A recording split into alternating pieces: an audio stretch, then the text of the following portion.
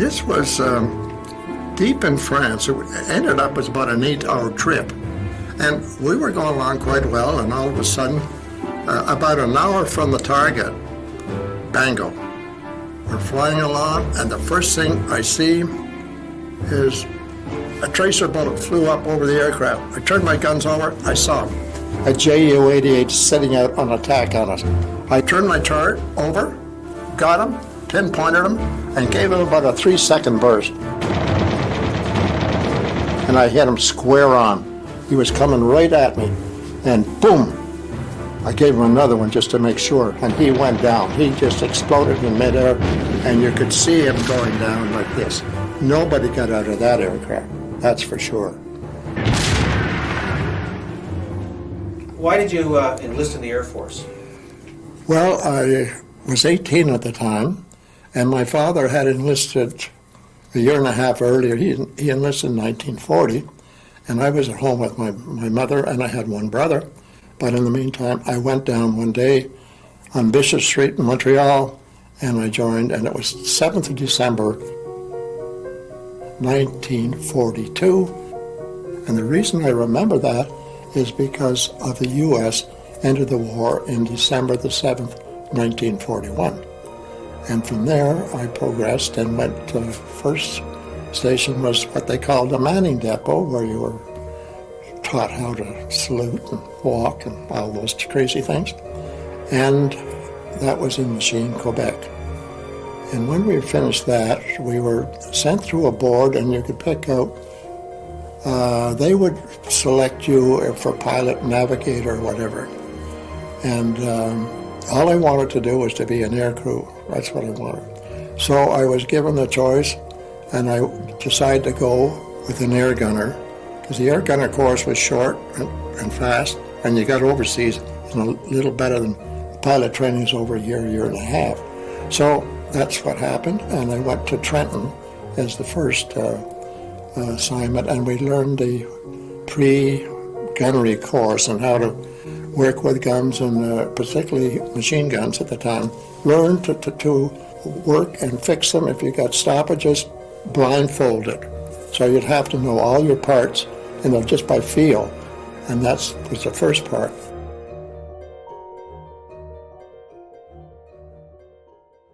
Did you ever do any shooting before that? No, nothing really, except at the fairgrounds with a pop gun or something. That was all. But then we were there for 6 weeks, I think it was, approximately anyway. And we went, the next station was Montjoly in Quebec. And that was where you got into flying exercises. And there you start to use guns in aerial type of shooting with what they call, you'd have a drogue plane, which would be your other plane coming up behind you. We were going like this, and he'd move along. As he came past, you had the chance to, he had a steel wire out the back of him with a big type of a balloon affair. It looked like, so you could see it quite well. And then you practiced on that. And then they could tell you, when they brought it down, how many hits you got or how many you didn't get. And that was the training. And that was in the aircraft called a ferry battle. We were in the back, and that's the pilot in the front. And if you wanted to talk to him in those days, you just put your hand through him. You gave him a shot in the back, I want to go down, I want to go up, I want to go home, whatever. Anyway, that was it. So that's where I graduated from Montjoly, and got my air gunner's wings, which were pinned on by my father, who at that time was a flight lieutenant in the Air Force. So they flew him in. I guess it was a publicity stunt a bit too for the Air Force, and he pinned my wings on. And I had 2 weeks leave, and then I left for overseas after that. So when you arrived in England, yes. Where did you go first when you went into England, and what were you doing? Well, when we went, the depot was Halifax. We sent to first to board ship. We didn't know where we were going. One night we got on a train. We still didn't know where we were going. And we ended up down in the States in a place called Taunton, Massachusetts, which was a holding depot for people going overseas at the time.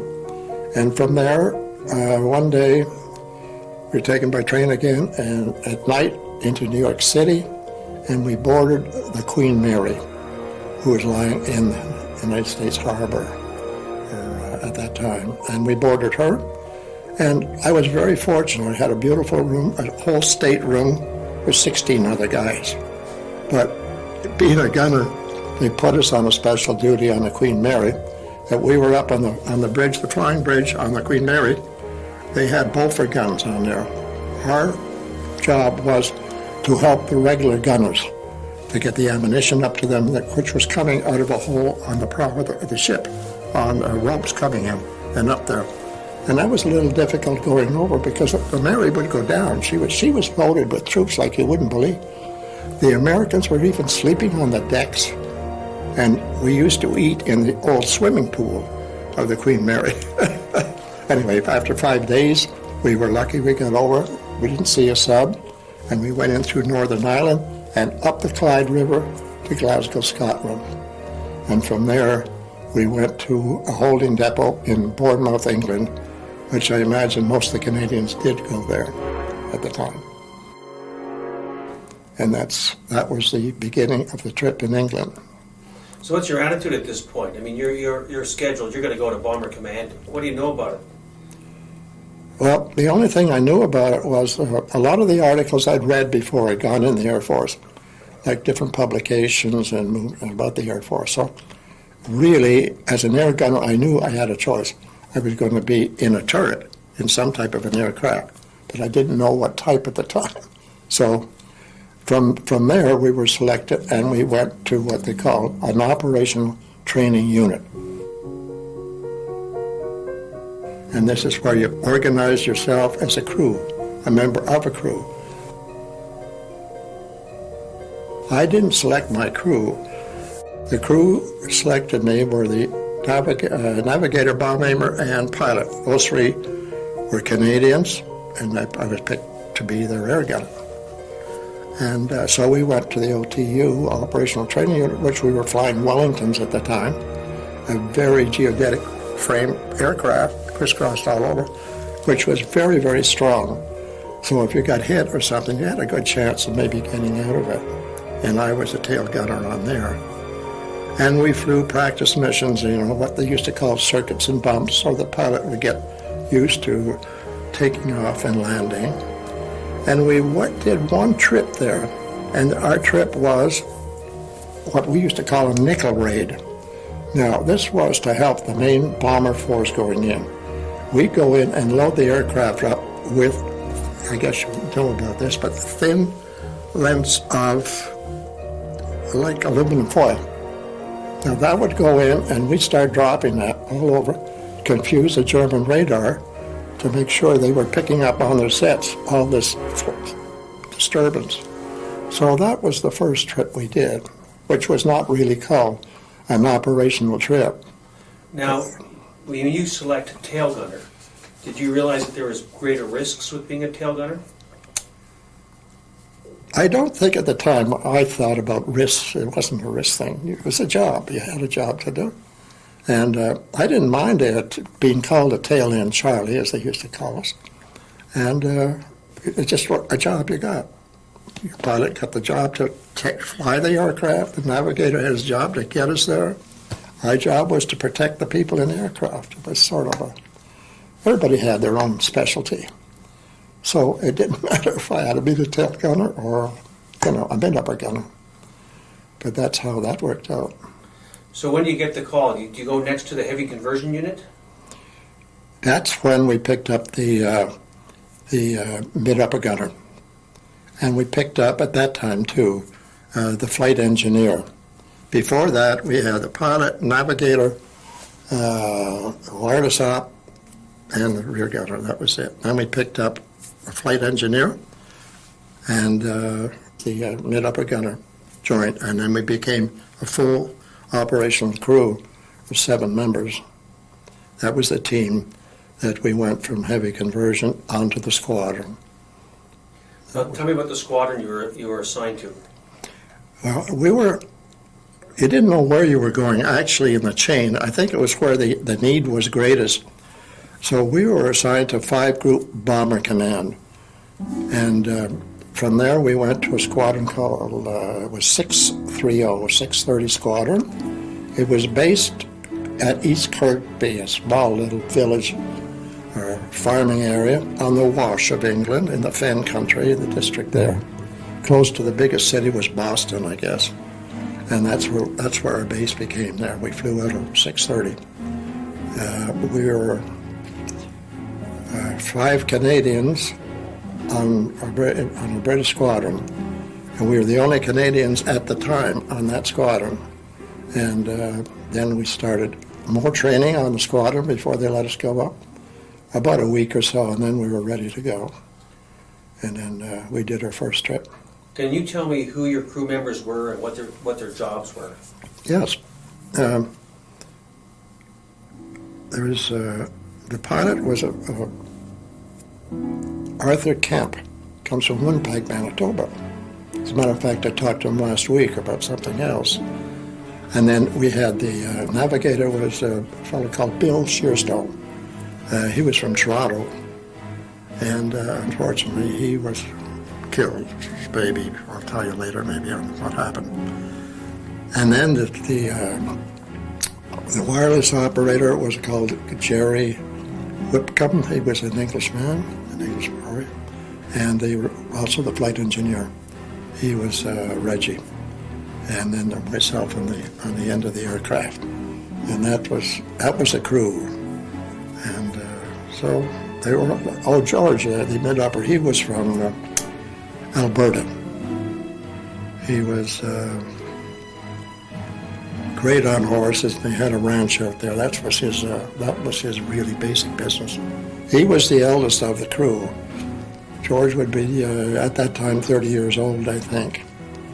I was 19, the pilot was 20, and I don't know what the others were, but they were all relatively young guys. You had to be, I think.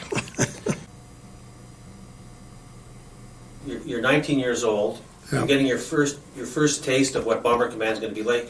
Run through the first mission for us from the morning when you get up and when you find out what you're doing and how you feel about this. Well, normally you just get up and have your breakfast and that. You didn't know if there was going to be a mission till usually, because we flew at night, so you never knew if we were having a mission till maybe 1 o'clock in the afternoon or so. So you have your lunch, you walk down to your aircraft, and you watch the Bowsers. These were the petrol trucks come in, and then they'd fill your Lancaster up, which we flew. And we knew pretty well, with the amount of gallons they were pouring into the aircraft, we knew approximately how far we were going to go that night. So if it was fully loaded, you were going to Berlin or somewhere on that circle or that fringe. We had a pretty good idea. In a circle, let's say a circle like this, what the areas we'd be going to. So that was one thing you knew, but you still had to wait for your weather and that. But before that, leaving, we'd be waiting in the dispersal area with our aircraft. Everything looked good, and the pilot we checked the aircraft underneath. Everything was looked for. It was a full whatever type of bombs they wanted to drop that night, total incendiaries or a mix of incendiaries and heavy bombs, whatever type we're going after. I checked my own guns, though I had a very fine armorer at the time who did most of it. So once we knew that, we went back, had an early dinner, bacon and eggs. They used to give us bacon and eggs after the flight, but now they changed it because a lot of the guys didn't come back, so they're really bitchy about having their bacon and eggs before they left. So you'd have that. Then you'd go to your briefing, and that's when they told you where you were going,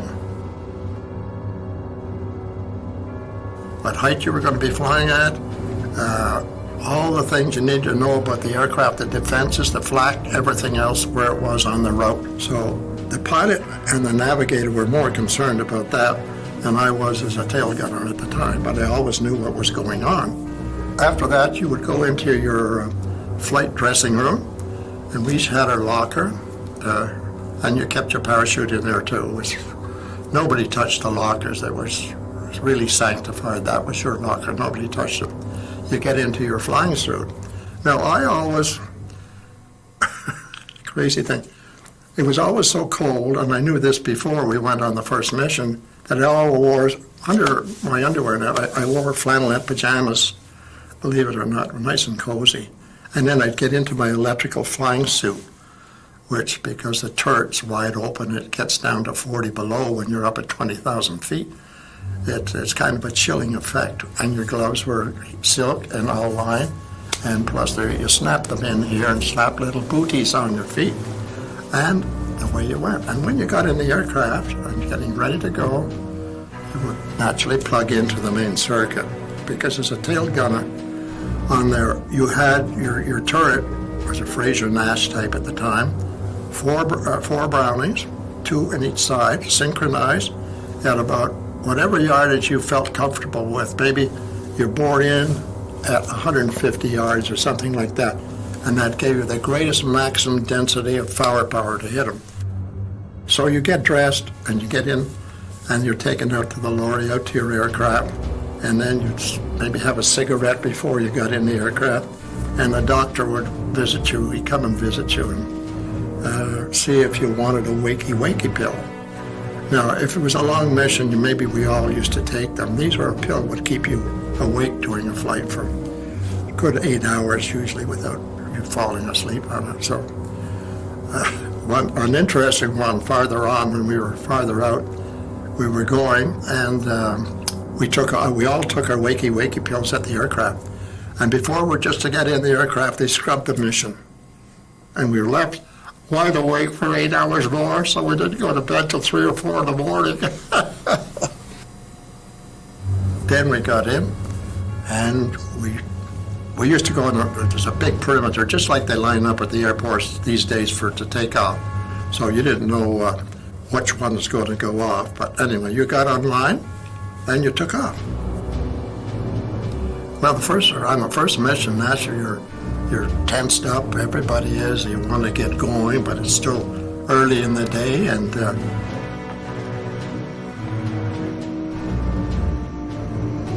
well, that was always a pretty shaky feeling, and we're not all stonewall people. You got little shakes in that, But anyway, once you get on the aircraft, you knew what you had to do. We knew what the target was. It wasn't a big deal, this one. It was quite a short mission. It was just inside Belgium at a time. It's going to be a night mission, because in those days we weren't flying any day mission. It was all night bombing. The first mission was a railroad yard junction in Belgium. When our first mission went was the beginning of June. The Allies had landed on the coast, so now we were going there to blow up the supplies that the Germans were trying to bring in. And our mission that night was to hit that railroad yard and hit it big. So we get in the aircraft, and then we turn. And our turn came, and we took off, and away we went. And we started our maximum climb up to whatever target, at least the area height we were going to bomb at. Normally, we're going in around 18 to 24,000 feet, somewhere in that area, depending on what different squadrons were going where. You all had your own height to stay on. So by the time you were in England, you were circling around a bit before you took off to France or Germany or wherever you're going that night. So this night we did the same thing. We crossed the channel. Everything was fine. What could you see? From your position, what do you see? What do you hear? Well, my position at the time is, because the turret is wide open, you get an awful lot of noise. You're getting the slipstream from the 4 Merlin engines on the Lancaster coming back on you. And as soon as you cross the coast, they usually pick you up and you start, the flak batteries start. Now when they start, then you not only hear it, you can smell it. You smell it after it goes off, and you knew darn well it's pretty close on that one when you can smell it. But in this particular night, we'd done a raid, we'd hit our target, and we were on the way back. When all of a sudden, we were going along, and we had an attack come up on just underneath us here. Bango. The mid-upper gunner started on him, and I did too. But then I knew that wasn't my job. He could finish him off. My job was also to search the other areas, because normally they would go in pairs. So if one was able to be a decoy, then the other one would come in and do the full attack on you. So my job was more or less I let him, I had some bursts at him too, or we damaged the guy. But after that, I did the sweep. And sure enough, Ju-88 came out of nowhere.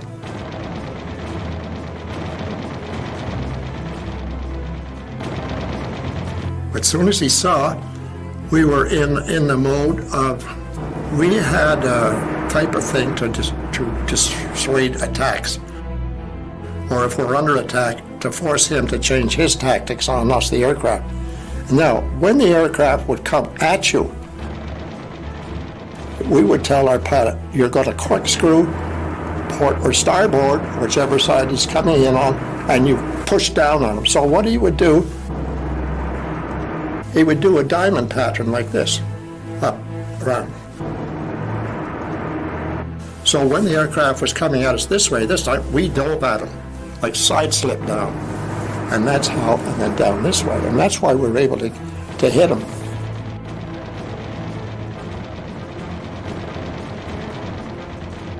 And got some good hits on him. And we were credited with a damaged aircraft that night. But in the meantime, I looked at the other one, and the Ju-88, when he saw what was happening, he just peeled off, and it didn't attack. Now, so that was really quite an exciting night for the first time. The guns were going all over. So you're talking about noise? That's when you heard the noise, too. What are you thinking? What are you thinking as they're coming in? Are you nervous? Are you just focused? I think it's like you were trained to do something. So it was sort of an automatic thing. You forgot the fear at that time. Once the attack starts, the fear is over. It's waiting for the attack. It's the nervous part of the deal. And it didn't matter how many operations you had, everybody had the same feeling when you took off that night and wondered if it was going to go okay for you. So that was the first night. So it's not a thing like because it was the first trip, you're more nervous than you are on the second trip or the third trip. But like the pilot has his job, I have our job, everybody. So that attack didn't phase us as much as I thought so it would. Once you landed, what did you do? You had to be debriefed. What would you do? Did you go for Yeah, when we got back, another thing you had to be very careful was with the night fighters was they didn't always stay in France and attack in France. They'd follow you into England, and when you were in a pattern coming down to land, they could come in right, a perfect shot for them. You were coming in just like a duck, coming in, and they come right zoom on top of you. They shoot you down. So you never took away the possible attack feeling until you were down on the ground. And then we go to debriefing, and each one, you'd go to your own officer, your gunnery officer, your navigation officer, and each one would tell the story of our aircraft. And on top of that, naturally, when you do a bombing, you always photographed where your bombs were going. So it wasn't until the next day you'd normally got your bombing results of your aircraft at the time, which you did. And so that would then you'd go back and have something else to eat when you got back. So sometimes you're coming in at 2, 3, 4 o'clock in the morning. Sometimes you don't take off till 11 at night in those days either, because it was the summertime. And so really our role in the Bomber Command at that time was not only in the industrial complex of Germany and in France and Belgium, but also to help the army on the ground. I remember one night, I forget which raid it was, we were all, if we were not flying, we're usually in the pub. That was the sort of routine. And this night we were out in the pub when they came and they got us all right back to the squadron in a hurry. And the problem was this time that the Canadians on the Canadian Army didn't know, but they were going to be faced with something really big. Intelligence had it that a whole group of panzers were coming in on them. Our job was to go in that night and bomb the hell out of the panzers. So a lot of our work, a lot of people don't know that Bomber Command did help the troops on the ground to support them. And this was one of the things I'm just telling you that we did do. But that was the first trip, and we got back, and everybody was happy to get back. You were exhausted by this time, and then you just hit the sack, and away you go until the next day. Of all the missions that you did prior to that one, Yeah. you shot down the Junkers 88 Yeah. on one mission. Which was your most dangerous mission? The one that scared you the most that you'd been on? Was there one at Stanley? Yeah, yes, but I can't remember exactly where it was, which mission it was. But it wasn't when I shot the Ju-88 down. It was, I think after that, as soon as we crossed the coast, they had us, I don't know how, it was like going through a tunnel, if you were in a tunnel. And above you, all these lights were up there, right up. There were flares. The Germans put a flare on top of you, drop it down on the main stream, and then the fighters could come up and look up there. There they are. They had a perfect silhouette at you. And we were caught by these things. Now, that was a scary trip. I can't forget, because they could see us.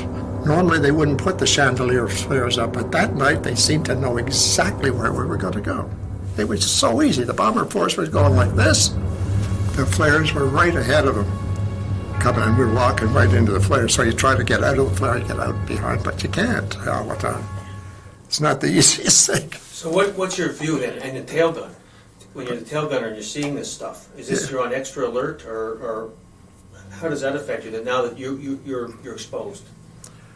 I guess the biggest thing is you're uptight, okay? So when you're uptight like that, you can see better, you're right on the mark, you know what it's like playing a game, a competitive game in a sense. You're uptight for what you're going to do. And that's where you would get the tension. So you had to do your job. You had to watch. Your vision had to be excellent for night vision. We didn't have any special night vision glasses or anything. It was just actual eye contact with your goggles on. That was all. And that, I guess, when you got to the target,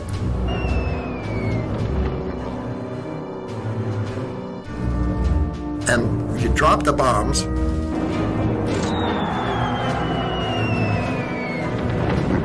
naturally the whole aircraft goes up because you're weighing such a ton. And then you turn to get home, everybody gave a big sigh of relief.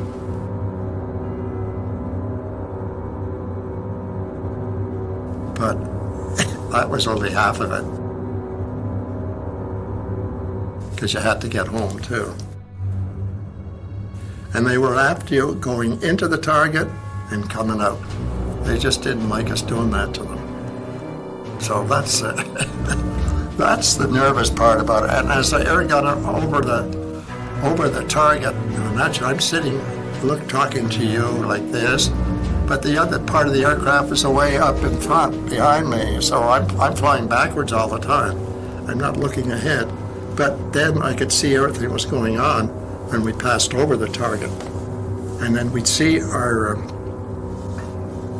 flares. We always knew where we had to be, but we didn't know what section. But they had a master bomber, and the master bomber would drop what they call TIs, which were target indicators. These were very, very bright flares. And you would be told by the master bomber, okay, you're going to bomb the red TIs, not the green ones, because the green ones would be put down by the Germans maybe to take us away from the actual target. So he would be like the conductor of an orchestra. He was telling you what to do, what to bomb, and where. So you come in, you had your own height, maybe 19,000 at the time or whatever. You drop, the bomb aimer would give the directions to the pilot, left 2 degrees, 1 degree, whatever, straight on the target. And sometimes we went around once because we didn't get a good aim on the thing. Well, that's sort of a bit scary too, take 2 trips around to hit release 1 bomb. But anyway, we survived that and we came back home. One of the dangerous things that the Germans used to do was coning. Can you explain what happened when you were coned, what coning was? Well, coning was a technique that they found very effective, and we knew it was too by the number of losses we had. And this was where they'd have batteries of searchlights on the ground. Now they would be searching in the sky. You could see them coming, and they were really powerful, but they were synchronized with their heavy anti-aircraft guns. So if you got into the cone up here as they were coming up there, and you were put up there, the guns would automatically be synchronized with your speed in that to hit you. And that was what coning was. Now, the problem with the coning was it's very hard to get out of you because it was more radar controlled than that. So it's not just manual control on the ground.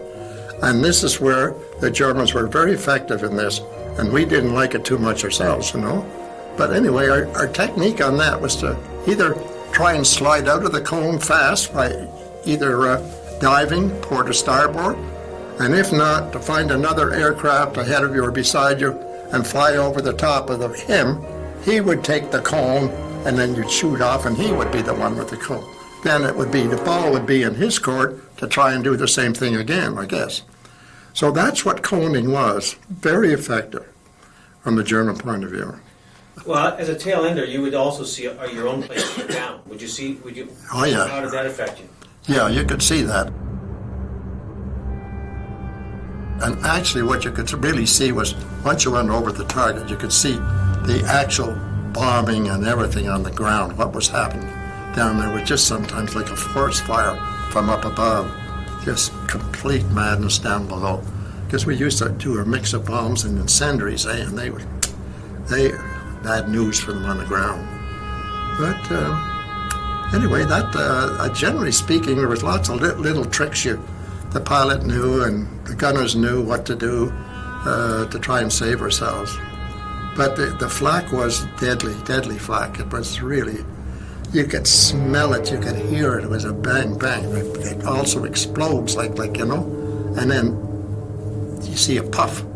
That's when it's gone out. But then you smell it. You smell the cordite after you do it. I used to carry a bunch of old bottles in the back of my turret. As we go over, try to throw a couple out, you know, on the way in or near a target, because it whistles, and it goes down, so it sounds like a bomb. So, but that was just crazy stuff. So tell me about the mission that you went on to when you shot down the Junkers 88. Can you explain what the mission was about and then what happened on the way in? This was deep in France. It ended up as about an 8-hour trip in and out. There was not much activity, just the usual sort of flak on the way in, and a few fighters attacking some of the bombers. You couldn't actually see them there, but you could just see the tracer bullets. You know, there was a little fight going on there, and we were going along quite well. And all of a sudden, about an hour from the target, which was another heavy industrial place, but it was in France, not in Germany, right on the border of Germany. Right at that time, an hour away, bango. We're flying along, and the first thing I see is a tracer bullet flew up over the aircraft. I turned my guns over, I saw a Ju-88 setting out on attack on us. I gave him, turned my turret over, got him, pinpointed him, and gave him about a 3-second burst. And I hit him square on. He was coming right at me. And boom! I gave him another one just to make sure, and he went down. He just exploded in midair. And you could see him going down like this. Nobody got out of that aircraft, that's for sure. And that was how the attack was. But it wasn't finished then. His playmate came at us, and he came in from another angle. He came in from the quarter up here. The mid-upper gunner started on him, and I did too. But then I knew that wasn't my job. He could finish him off. My job was also to search the other areas, because normally they would go in pairs. And he came in this way. Now the mid-upper gunner had a good shot at him. When I got my guns down at the lower there, he'd gone underneath us. But in the meantime, we were doing what I described before, was this, the corkscrew.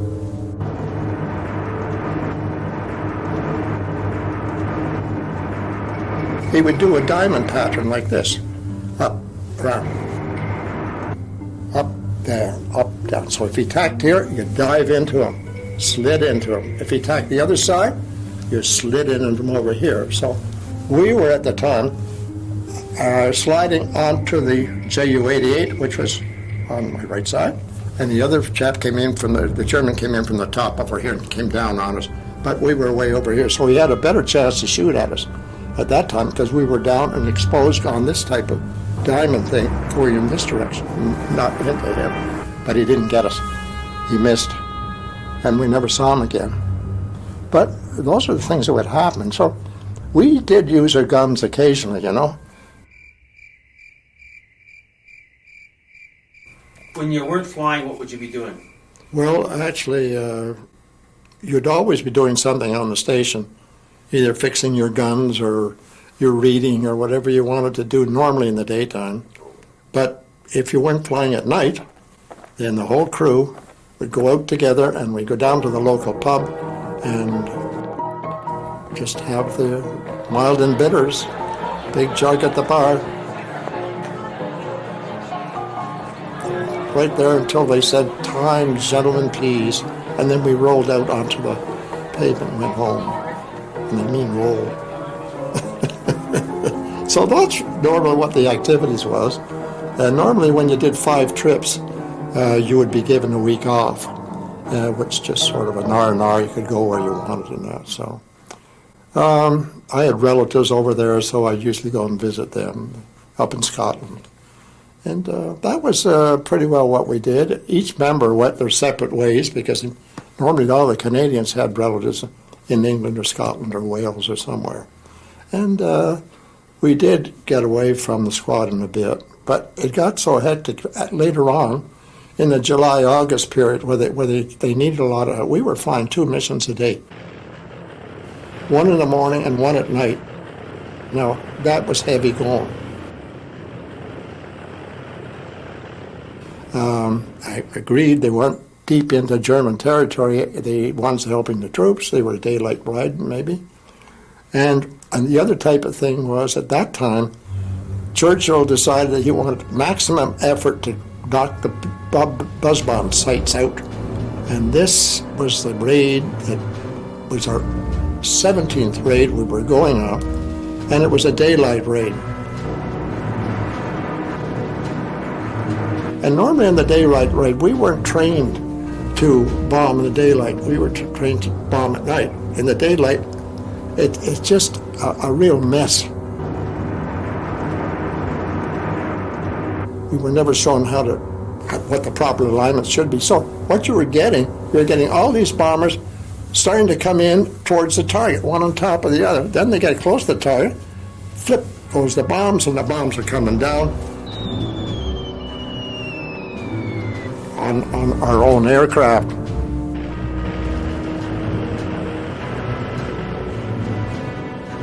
Wings would go flying off. I'd sit there and bang, whoop, right by my side, another big bomb. I say, "All right, will you get the hell out of here? This is driving me, all of us crazy." But anyway, this was another trip to a buzz bomb site. Can you explain to us what a buzz bomb was? Yes, yes, that's true. This was an unmanned bomb. And it went off like on a railroad. It was like a platform. And it would take off with a jet powered on the takeoff, and it would go up and it would be aimed towards England, to London.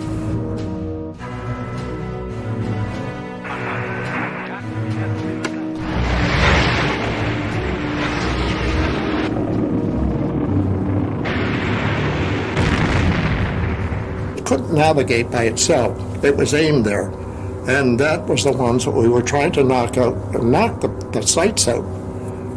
But it was very difficult because the Germans could mount those things on lorries too, or trucks, and move from site to site because it wasn't that big, but very destructive when it landed.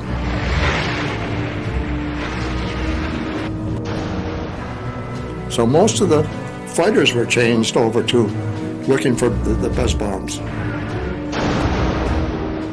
And that's what we were trying to knock out the day we went.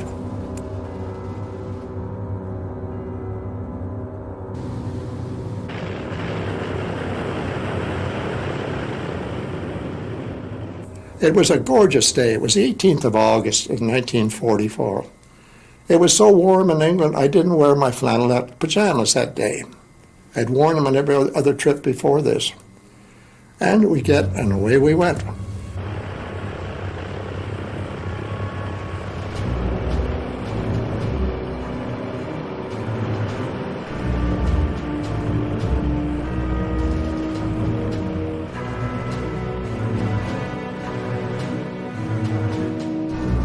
But we didn't get off with a regular flow. What happened? We had engine trouble, and we were 20 minutes late on takeoff. We were told to go anyway. It didn't matter. We're not going to get fighters that bad in the daytime. So they said.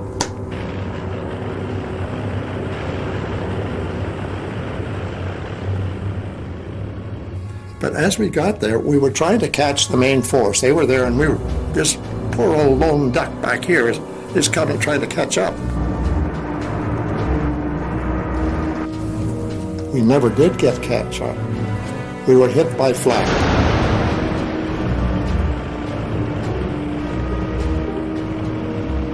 They had the range. We're like ducks, you know. If you're shooting ducks, you might not hit the lead duck in that, but by the time the last duck's there, you pretty well got your range. That's what they got us. They had the range, and we were hit about 9,000 feet.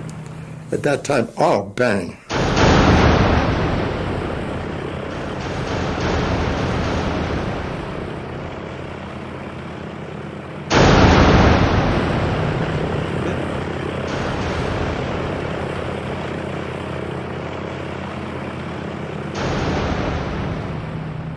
I knew we were hit.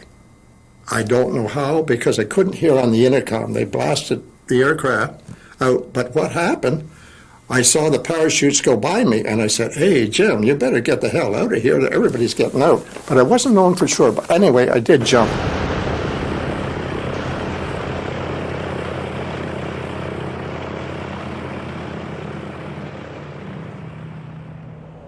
I jumped out.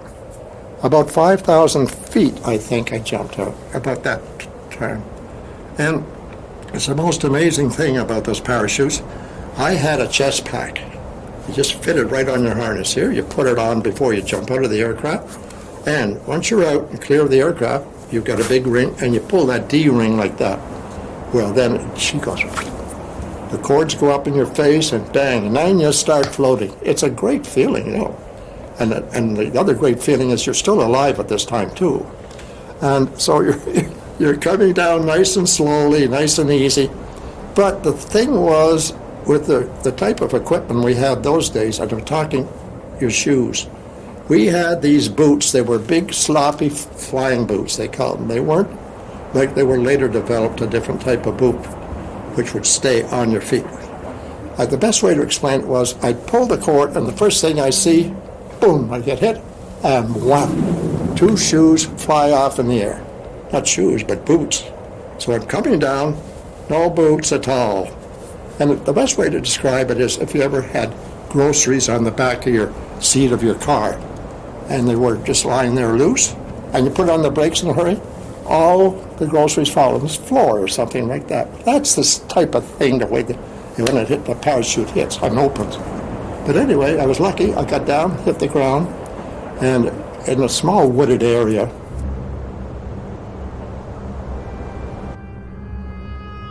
But my parachute didn't get caught in the trees with that, so I was able to unbuckle. And what we had to do was to bury our parachute right away, which would try and fool the Germans if they hadn't fought you and give you a couple of hours or maybe a day time before they found out where you came down. And you covered your parachute up and it hit it there. Next thing was to rip all your stripes or whatever things you had on your uniform. So you just looked like a uniform without any insignia on it at all.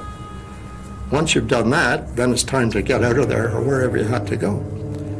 The thing was most difficult, I guess, the first couple of days, was to try and run, and this is in farmland where I came down, in Normandy, near Rouen in France. But they had just cut the hay in the field for the August harvest. Now, I tell you, it's not, you're so tense you don't even notice it.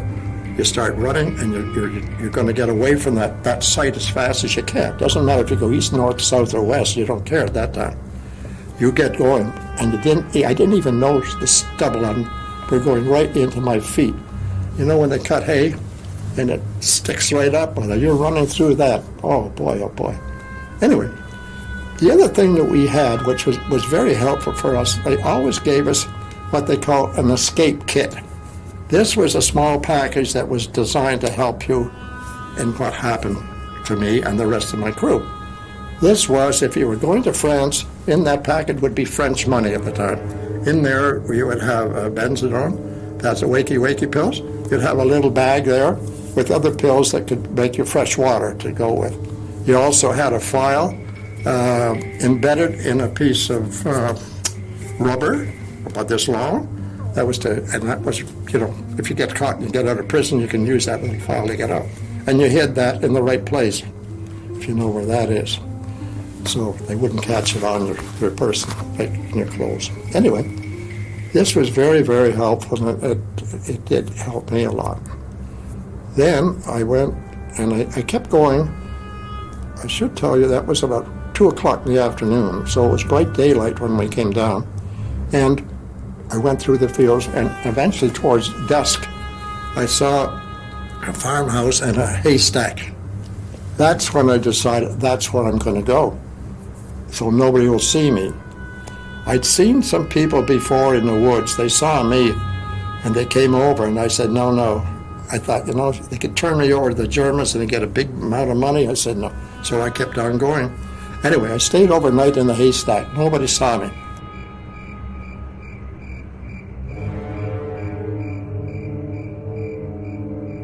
And then, in the morning, I woke up, and there was a young lady out feeding her chickens in the farmhouse. And I nearly scared the hell out of her, I'm sure. I come out of the hay, I saw her, I said, I got to ask her for something to eat and a glass of water. I didn't have anything. So she was quite calm about it, and gave me some bread and I think it was water at the time.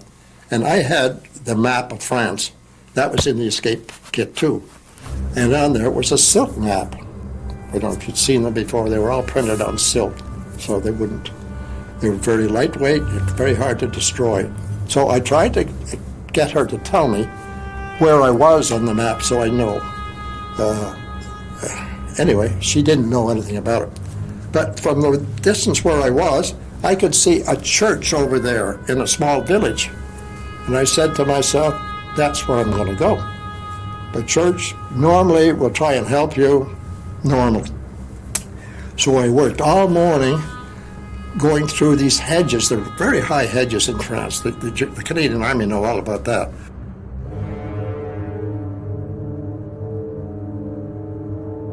But they were good places to hide from, They couldn't see you running. So I worked my way.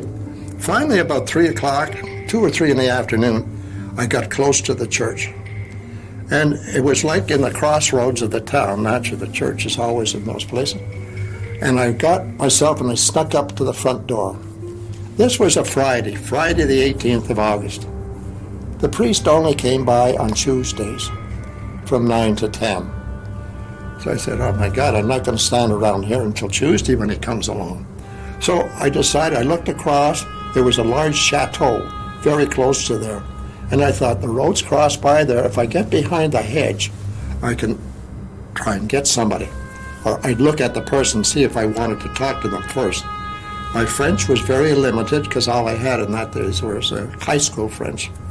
And I got in there, and it was a beautiful afternoon. I lay down behind the hedge, and I guess I fell asleep a bit. And the first thing I know, I'm kicked in the ribs. And I look up, and it's a German in his uniform, asking me what the hell I was doing there. This is what he's trying to say to me in French, and I didn't say anything. I said, so I said to him, so he says, get up. So I get up, and he takes me into the chateau through the back door, and we're inside there, and I tell him I need to go and have a pee. He understands. So he let me go into a toilet there, when I went in there, I looked out the door finally, and I didn't see anybody in the room at the time. So I went out there. The front door was over there. I went straight to the front door, past the Germans in their little office there, didn't know who the hang I was, walked out the front door and kept on going. And that's how I got away from there. It was crazy stuff that you did. You did everything on impulse. That was it. Keep going, do it. Then farther down the village, I saw a little wine shop, you know. So I went in there and I sat down, and a big French lady came over. She was the owner, I guess, asked me what I wanted. And I said, I'll have a beer. Donnez un bière, s'il vous plaît. She just looked at me. Normally, French people drink wine. They don't drink beer at 2 in the afternoon. Another big mistake I made, but it wasn't a mistake. She said, RAAF.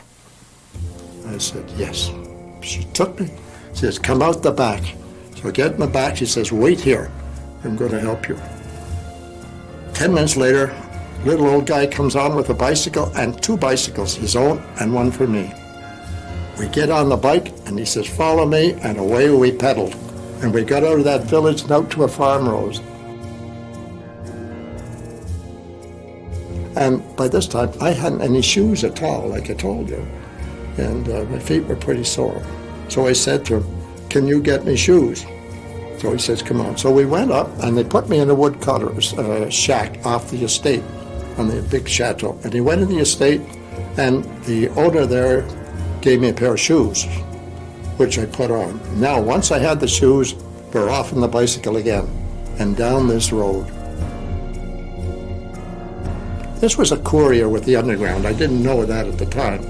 So he took me down this area, which was a farmhouse. When you look down the valley from where I was standing, and you look down the valley, you saw this house at the end. And he said, that's where we're going. So we got there okay. And it was called La Ferme de la Longue Vallée. That was the name of the farm. And in the farm was a lady about 35 years old, strong, dark-haired French lady. She couldn't speak French. I could my limited French, but she knew who I was. And that was where I stayed for nearly 10 days. Now, this was quite a little farmhouse. In the front, they had 2 metal posts across the front of the property with a wire going across to these posts. And on the wire was a big black dog, and I mean big. And if you said boss to him, he'd go crazy. He'd want to eat them out. But he was the watchdog, so he could see anything coming. We could see from looking up the valley if somebody was coming, but the woods on one side and the woods on the other. Anyway, we get in there, and it wasn't bad. I mean, it was really set for a person like me. It had, in one little bedroom there, it had a little night table, and with drapes down the side of it in there. So, but if you took the drapes away, you would open a trapdoor underneath the table. You took the trapdoor away, you went down a little ladder, and you went out underground in a tunnel. And the tunnel went out the back up into the woods.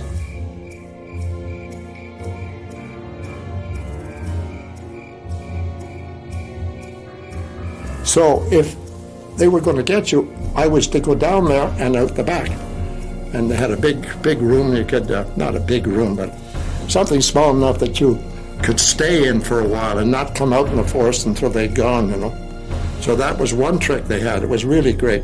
And the other was, that I explained to you, where the dog was on the long wire, that was an aerial partly as well.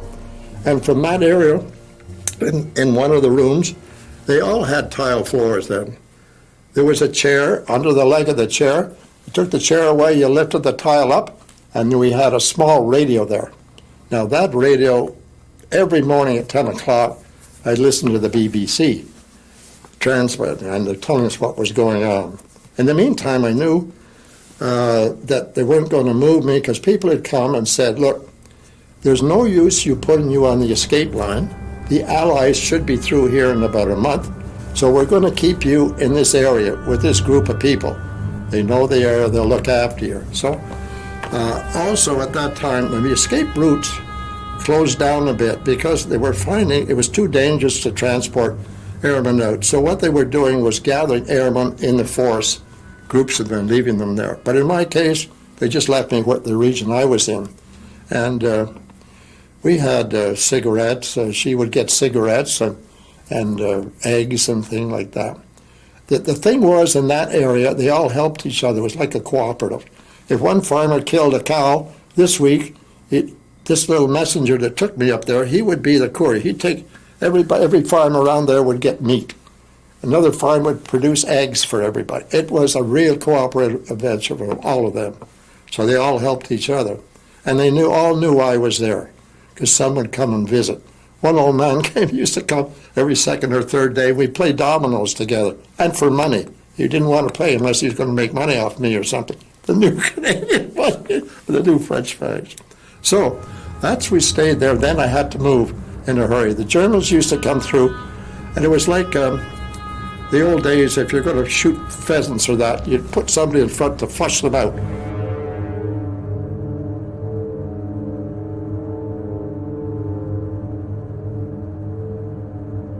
This was their technique to flush, not just looking for airmen all the time, but all looking for any French deserters or anybody they wanted. So when that happened, they wanted me moved. They moved me. They moved me into another force, and we made a small hut out of, remember in the old days, I guess you'd seen in movies, you'd see a lady sweeping her floors, and the broom was made of twigs with a handle in it. Now we made this whole little cave thing out of twigs, and a little, that's where I was told to stay. I could move around, but at night I always stayed there. And the only weapon I had on me, because we didn't fly with pistols or guns in those days, was a big Canadian knife we had. It was an all-purpose knife for opening tin cans or anything, but it had a big spear, on it at the end, and I just stick that in the ground beside me. Because at night, all I would hear was, they were wild boars in the damn thing. And they'd come sniffing around, and I was scared. I was really scared of these. Anyway, finally, they moved me again. Went to another farmhouse, through the fields and up. And the other farmhouse, they lived downstairs, but they had a barn upstairs with hay and that in it. And that's where I ended up in the barn. In the hay. They got me in, and then they closed the where I got in off of haystacks and these hay bundles they brought in and covered up. And then they'd bring me food when I need it. Then I could watch and hear from the barn. Some of these things that you watch, you never realize what the other people were doing. We were all doing different jobs. Fighters were doing something, bombers another thing, army something else. But it was these darn lightnings that used to come over. It was a P-38, I think they called it, the twin thing. And they would come in, and I've never seen such action. They would come down and go straight down like the Stukas used to do, the German Air Force. They'd come up here, and then they'd peel straight down like that, right to their target. And they were in there knocking out the anti-aircraft guns.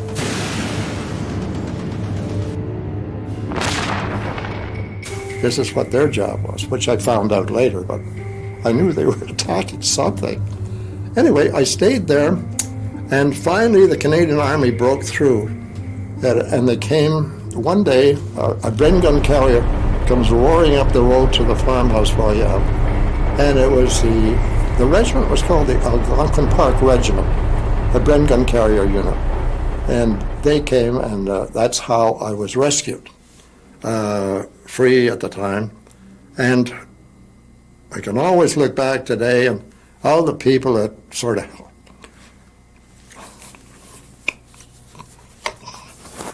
that want to help you.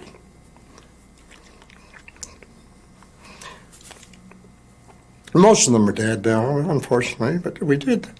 After the war, I was able to go back and visit some of them, and it was the most great memories. So that's, then the next thing I knew, I found out who the other group had been shot down, which my pilot and my bomb aimer were together. And they didn't like their experience too much either. They were very, very lucky. They were taken in by this farm couple, and they had 2 sons. And one day while they were having lunch, I don't know what the 2 sons did, but they came in and just shot the 2 of them right at the table. They don't know why, but that's what they did. Those people, that was my pilot. He brought them to Canada a couple of times too. And he's still living in Winnipeg.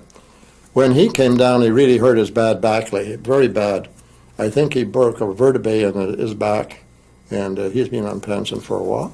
He ended up as a school teacher in Winnipeg, and he's in pretty good shape now. But he'd never go back. He'd never go back to France. It was just a little much for him. You know, the responsibility a 20-year-old kid has. Aircraft full of bombs, full of Canadians and everything else. Flying on missions like that, and then getting destroyed and losing 2 of his crew. That's what hurt him the most. Fantastic people. All of them. They all have different stories to tell. When we came back, they had an Air Force Association. It was formed here, Royal Canadian Air Force Escaping Society, which I belonged to. I think at the time the total membership was 125. Now, last year it was disbanded because there's not many of us left. Okay. Tell us, about the people, the kind of people that helped you, and Yes. how you feel about them.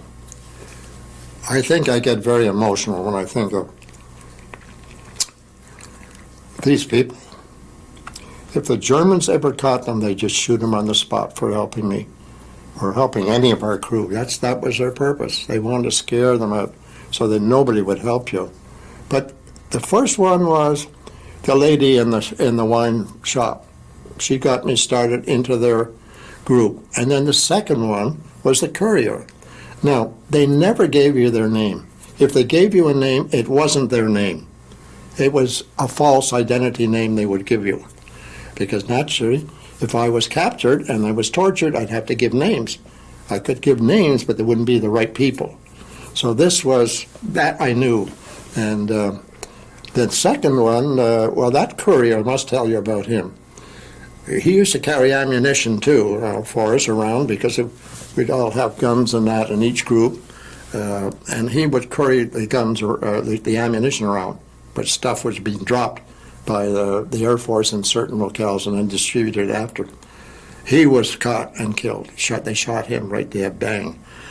And then the lady I stayed with at the farm is Henriette. Henriette, she was a real tough, smart lady. She knew the pros, cons. And her husband, I didn't know. She wasn't married at the time. But he came in later on in the scene. And he had joined the French army and gone back to England when France collapsed, and then he came back in. So I met him after the Canadians came in, because he came in behind that wave when they came in.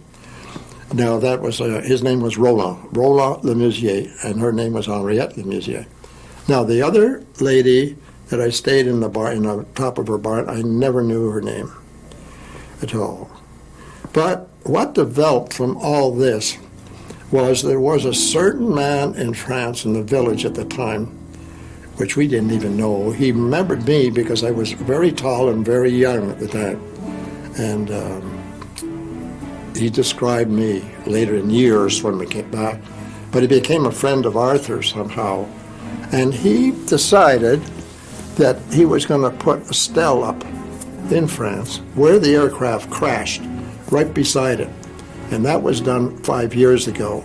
He supported, got donations from everywhere, even including ourselves, and he erected this stele for George and Sherry. And it's there today, showing RCAF Canadians, pilot officer so-and-so, pilot officer, and flying officer so-and-so. And right beside that, the crater, which when that aircraft went down, it had full bomb load on. It blew such a hole in that ground you wouldn't believe it. I went to visit it after about 1969, I guess, when I was over there. And it was just, the hole was way down, and the diameter of that thing must have been 30 yards wide, and it must have been 25 feet down, at least, was still there. But no pieces of the bomber left, all exploded. Pieces of metal they found all over, that was it. No bodies, no nothing. So Sherry and George went down with the aircraft, and they were blown up too. So, but the people generally, don't forget, these people were not in the military. They were civilian people, farmers, that would come out of the way to help us. And I certainly respect all of them. Now, today, our society, what we did after the war was we collected money to help. A lot of these people didn't have a lot of money, so we started financing them and helping them rebuild, and taking some of their children and putting them into college and that through the fund of the RAAF Escaping Society. Now, we've just disbanded that because from 125 members, it's just shrunk in size. It's silly to carry on.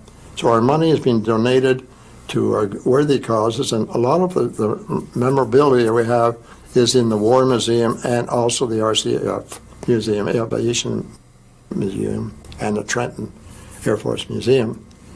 So the Air Force, I think there's 2 of us left in Ottawa, escapers, when there used to be about 15. So the same thing happened right across Canada. So there's going to be, I think there is a plaque that's going in the War Museum. I haven't been there yet to see, just emphasizing our association and the evaders. That's what we called ourselves. Okay, can you explain to me for what you mean by an evader? Like, what is an evader? Okay. An evader is? Yes, there was 2 types. If you were shot down behind the enemy lines, you could either be captured, in that case you'd be a prisoner of war, or you could avoid being captured by evading from the Germans. So the term evading was established, and you as a person who had done it became an evader. So that's what an evader meant at the time. So a lot of people were shot down. They got behind the lines earlier on in the game, way before 44. And this was a fantastic operation that the Belgian people started and followed right through, where they have escape lines that would take airmen on the trains, because the British wanted airmen. They didn't want army people or that, because they wanted the pilots back and all the aircrew back as much as they could get back to England, which they got 1,000 anyway on these escape rounds.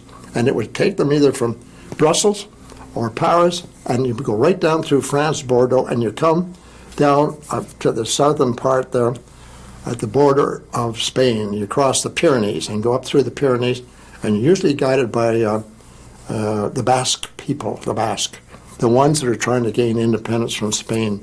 They've been doing that for years. Now, these were tough mountain people, and they would take 4 or 5 along with your person that took you. When you went as maybe 3 or 4 fellows with this lady. Mostly ladies took you through. They didn't attract as much attention as a male carrying with a bunch of males. So this is it. And then, and don't forget, we couldn't speak French. We couldn't speak anything. But they did give us what they needed. The Comet line was one of the major ones that went through.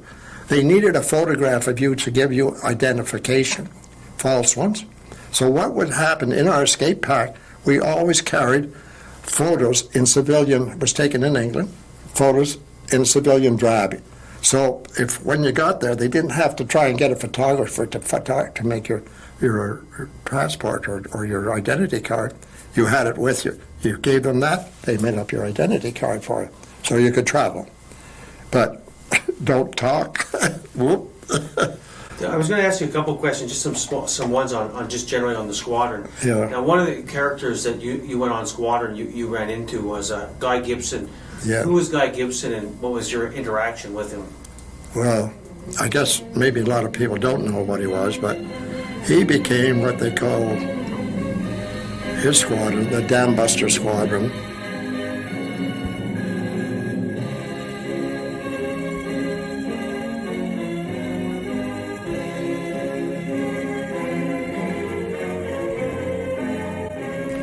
No, they were trained to carry what they call a big skip bomb, and it would, when they dropped their bomb, and they were coming in at 50 feet over the water of the dam, that thing would roll like a ball, and then when it hit something, it would drop right down, and then it would explode. Now that's where he led that squadron and trained them with the inventor of the bomb. That's what they were trained, and they went on 3 dams, different parts of their squadron. And he was the leader of it. He was a wing commander, I think, at the time. And he would go and he'd drop his bombs, then he'd be circling around and checking with the other ones how they were doing. Now, they lost a lot of aircraft on that, but they blew the dams.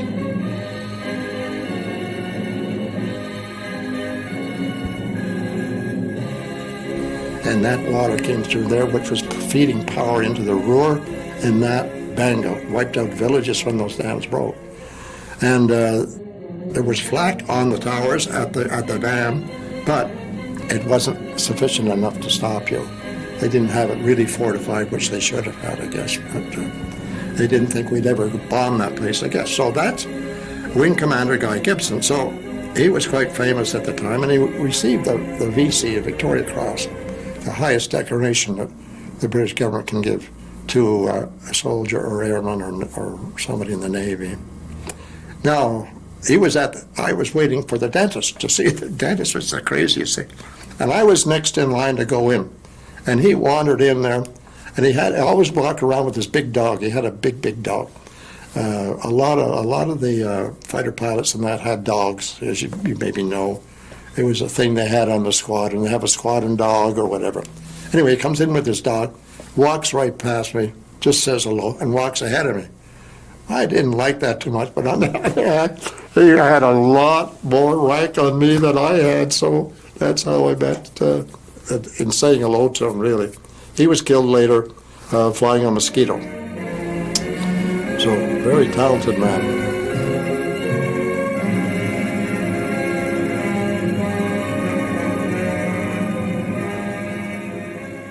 So one of the things too, after one of the briefing missions, you reported seeing a German jet. Tell me that about the mission. This was a. Yes, just say you're. I was in the turret. Okay, we were in Brussels somewhere, or at least in Belgium somewhere.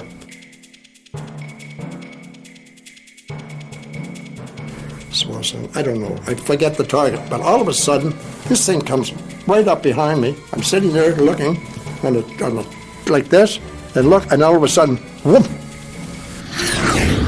This thing was going like a rocket, and that's when I said, that's got rocket power. It occurred to me because you could see the tail afterburner burning when he passed me. So I saw 2 of them that night. They buzzed by. They didn't shoot at me or at the aircraft, because if they had, I wouldn't have known what the hell I was shooting at, because we'd never seen it. A jet plane before. So when we got home, you're debriefed by your officer. You know, to what happened on the trip, what did. So I told him about this. And he looked at me if I was right out of my mind, because he hadn't heard of it either. Actually, he went to my pilot the next day and said, look at that guy Stirling there.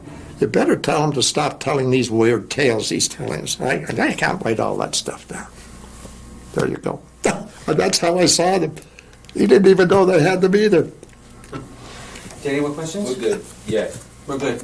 Yeah. We're good. Thank you very much. What we want to do is focus, trek through your first mission. What was your target? Do you remember the town you're after? No, but I can make up one.